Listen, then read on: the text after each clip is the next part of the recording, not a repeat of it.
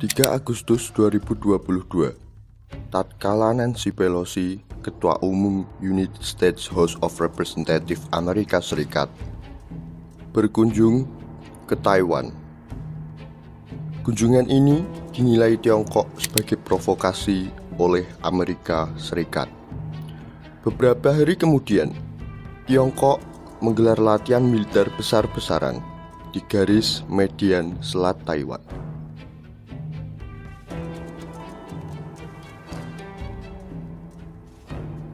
Militer Tiongkok juga menembakkan rudal balistik Dongfeng di perairan dekat Taiwan.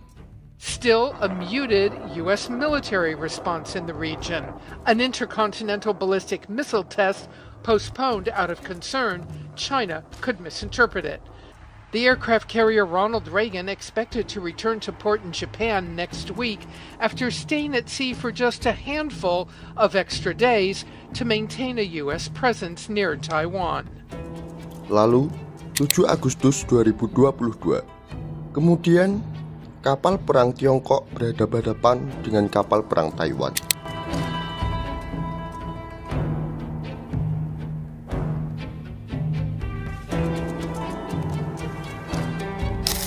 Dari serangkaian ketegangan peristiwa tadi, menggambarkan konflik antara China dan Taiwan merupakan konflik yang akan diprediksikan bisa mendekatkan China dan Taiwan kepada perang. Dan satu yang harus kita ketahui lagi, bahwa Tiongkok dan Taiwan dahulu merupakan satu negara, yakni keduanya sama-sama China. Sementara di dunia ini hanya ada satu China yang diakui. Lalu, siapakah China yang sebenarnya? Taiwan atau Tiongkok? Lalu, bagaimana juga awal mereka bisa saling bermusuhan? Dan atas alasan apa mereka berdua yang dahulu satu kesatuan harus terpecah menjadi dua China?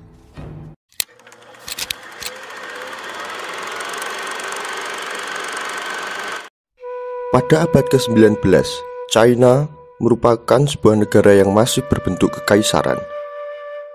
Dan dalam kekaisaran China, dipimpin oleh sebuah dinasti yang bernama dinasti Qing. Runtuhnya kekaisaran Qing dipengaruhi oleh dua faktor penting, secara eksternal dan secara internal. Dari faktor eksternal, dalam masa-masa imperialisme Inggris di bawah Ratu Victoria, Inggris berdagang opium ke China secara ilegal. Setelah dinasti Qing mengetahui mereka membakar 20 bal opium milik Inggris yang diperdagangkan di China. Sebagai balasan, Inggris pun melakukan invasi di daratan China. Karena sama sekali tidak siap, dinasti Qing harus kalah. Dari kekalahan dinasti Qing tersebut memberikan dampak yang sangat signifikan bagi dominasi kekaisaran Qing di masa selanjutnya. Pada tahun 1900, para kekuatan asing termasuk Inggris, Prancis, Jerman, Rusia, hingga Jepang telah membentuk lingkup pengaruh di sepanjang pesisir China. Walau kekuasaan China masih berada di tangan dinasti Qing, namun keseimbangan kekuatan telah banyak didominasi oleh kekuatan asing. Sementara dari internal China, dari dalam negara mulai muncul berbagai aksi revolusi dan pemberontakan. Karena kekaisaran Qing yang sudah mengalami penurunan kekuatan secara drastis, pemberontakan yang dilakukan oleh para kaum revolusioner itu pun semakin menambah titik lemah pada kekaisaran Qing. Selama dalam proses pemberontakan terjadi, nama Sun Yat-sen merupakan nama yang paling memiliki pengaruh dan reputasi di China. Dengan menawarkan konsep pergantian kepemerintahan yang dahulu berupa kekaisaran menjadi negara yang konstitusional, Sun Yat-sen, seorang nasionalis ini pun berhasil mempengaruhi banyak pemberontak di China dan menggulingkan kekaisaran Qing. Pemberontakan Wuchang yang terjadi di China merupakan pemberontakan terakhir dan sekaligus menjadi paku terakhir dari peti mati dinasti Qing.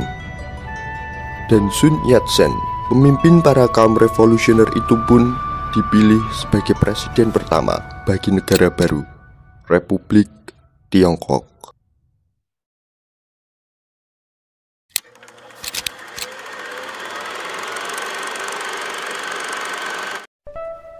Sebagai sebuah negara baru, China masih berada di bawah kekuasaan Partai Sun Yat-sen, yakni Partai Kuomintang. Namun, kekuasaan Partai Kuomintang tidak begitu saja berlangsung secara mulus tanpa harus menghadapi masalah-masalah baru. Paham komunis mulai masuk ke China, layaknya seperti penganut paham nasionalis yang memiliki Partai Kuomintang. Para pejuang China yang berhaluan komunis pun turut membentuk partai, dan pada tahun 1920, Partai Komunis Cina terbentuk.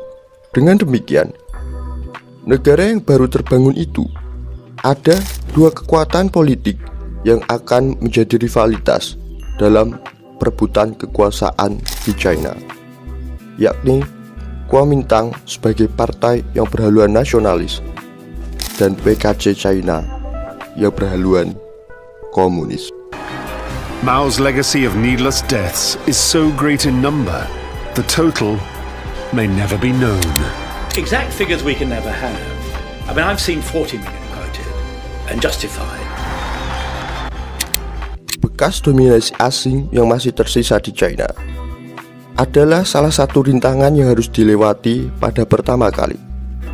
Sehingga dengan kesamaan tujuan, yakni memberantas para milisi pribadi dan sisa-sisa kekuatan asing, rivalitas antara Partai Komunis dengan Kuomintang tidak berlangsung begitu saja.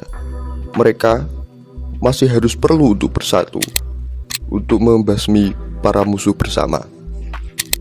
Dan pada 1927, operasi yang dijalankan bersama antara komunis China dan nasionalis Kuomintang berhasil. Tetapi di balik keberhasilan operasi lintas ideologi tersebut, Sun Yat-sen sebelum melihat keberhasilan yang akan didapat pada tahun 1925, dia sudah meninggal dunia dan digantikan oleh Chiang Kai-shek.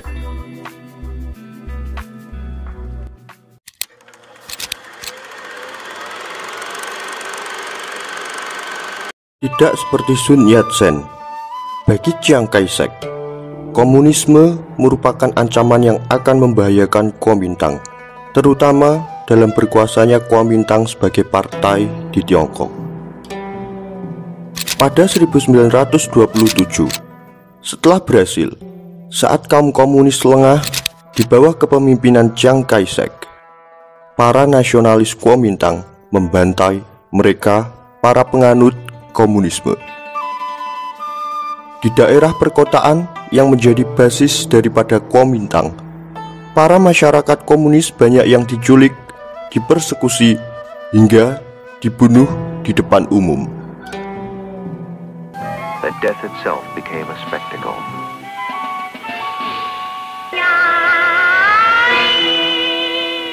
Children growing up became inured to violence, a culture of scholars transformed by killing. Karena atas pembantaian tersebut, para kaum komunis melarikan diri dari selatan kembali menuju utara Tiongkok. Sebab karena terlalu sibuknya Chiang Kai-shek dalam menumpas para penganut komunis, Chiang Kai-shek lengah bahwa Manchuria sedang dianeksasi oleh Jepang. Saat itu, Chiang Kai-shek masih bersikeras untuk menumpas para penganut komunisme Tiongkok.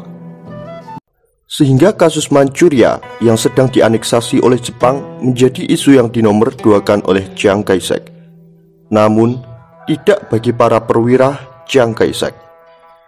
Mereka menganggap perebutan kembali Manchuria haruslah yang diprioritaskan dan mengajak para kaum komunis kembali untuk berkolaborasi dalam mengusir Jepang dari Manchuria.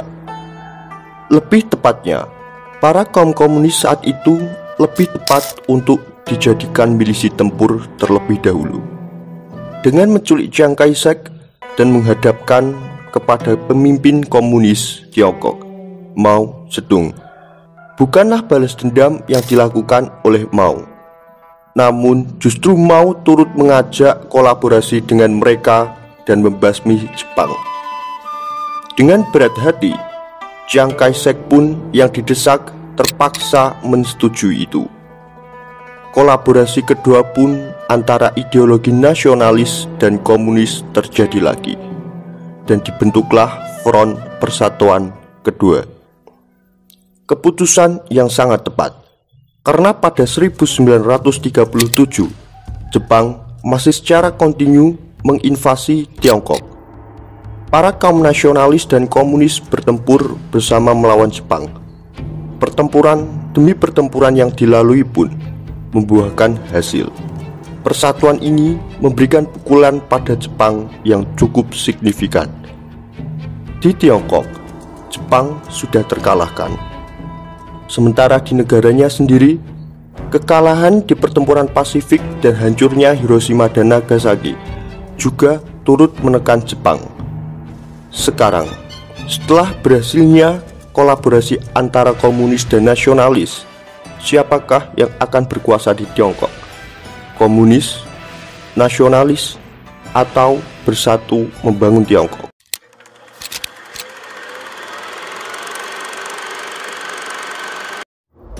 Oktober 1975, walau dalam pernyataan Mao dan Chiang setuju untuk bersatu dalam membangun Tiongkok, justru konflik saudara dalam berbagai pertempuran skala kecil terjadi di Tiongkok bagian utara, tempat di mana saat pembantaian dahulu para kaum komunis melarikan diri. Kuomintang yang masih mendominasi sebagian besar wilayah Tiongkok seakan memastikan Chiang Kai-shek dan Kuomintang untuk menang dalam perebutan China dari kaum komunis. Namun, dalam internal Kuomintang sendiri muncul masalah-masalah lama yang baru terasa.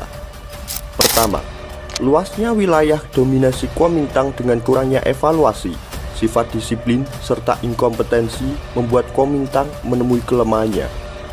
Kuomintang yang berada dalam kekuasaan kerap melakukan praktek korupsi, kolusi, dan nepotisme. Sementara kaum komunis yang masih teringat akan pengkhianatan Chiang di masa lalu membuat mereka menganggap tidak boleh ada ruang untuk keteledoran dalam bertahan, lebih-lebih untuk berkembang. Kedua, walau Kuomintang berideologi nasionalisme, demokratis, dan sosialis, faktanya ideologi Kuomintang kerap diabaikan.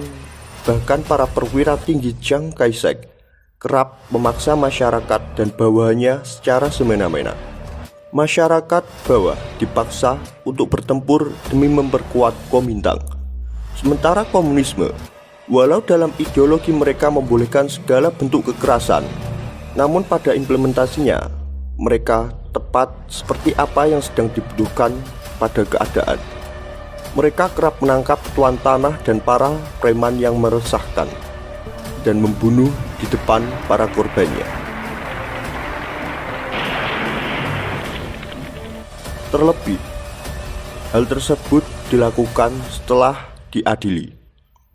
Dengan demikian dapat disimpulkan, nampaknya terlihat satu momen panjatan bagi komunis untuk mengalahkan Kuomintang.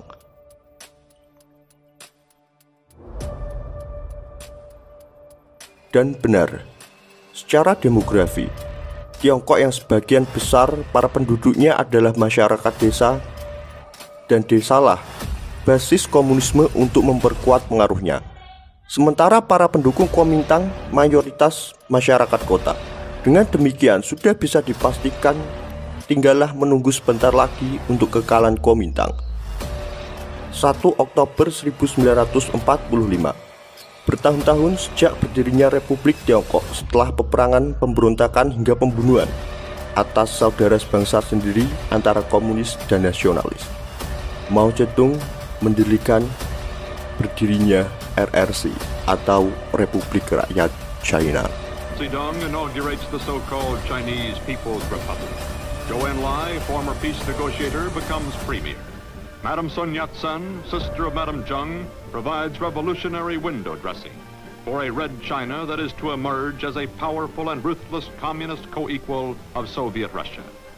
The communist victory, celebrated with a display of captured American arms, has been won in the face of what 2 years before seemed insurmountable obstacles.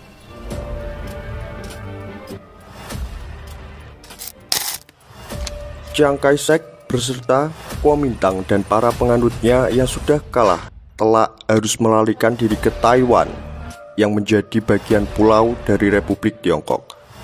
Babak baru dengan masalah baru mulai dari sini.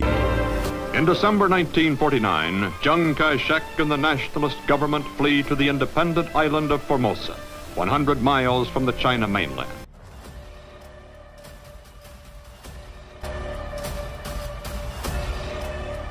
Adanya One China Policy yang mengakui hanya ada satu negara Tiongkok. Artinya, sekarang haruslah hanya ada satu negara Tiongkok, antara China yang harus dikalahkan Taiwan atau China menginvasi Taiwan. Lalu, kenapa tidak dilakukan? Jawabannya tidak lain tidak bukan adalah Amerika dan percaturan geopolitik yang semakin rumit.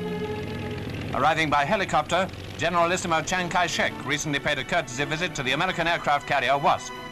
Taiwan's friendship with the US dates back to 1949, when Chiang Kai-shek's nationalists retreated to the island after Chairman Mao's communist forces won China's civil war.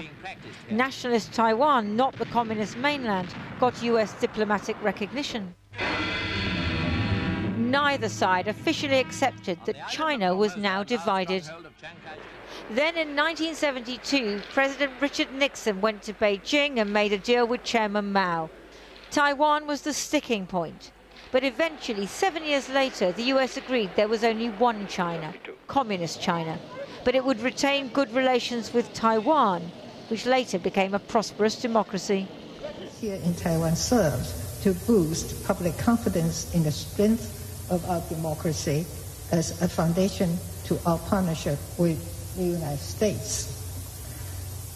I told Speaker Pelosi that we are committed to maintaining the status quo across the strait.